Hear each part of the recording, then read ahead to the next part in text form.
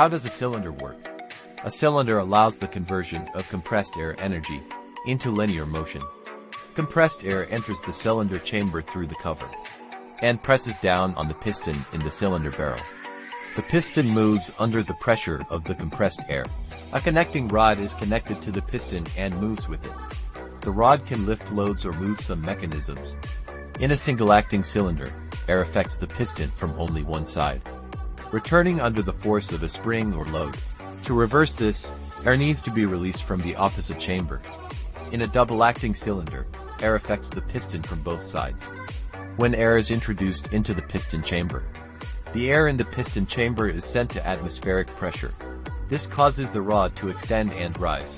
Retracting the rod requires applying compressed air to the rod chamber and connecting the piston chamber to atmospheric pressure.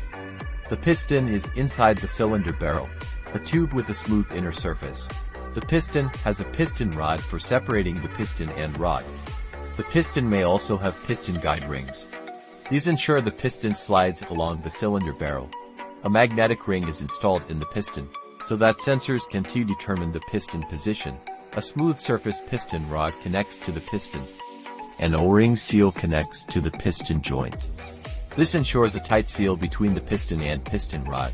A seal is provided between the cylinder barrel and end caps using O-rings. These end caps have orifices for supplying compressed air. The front end cap has a seal. This prevents air from flowing along the shaft surface.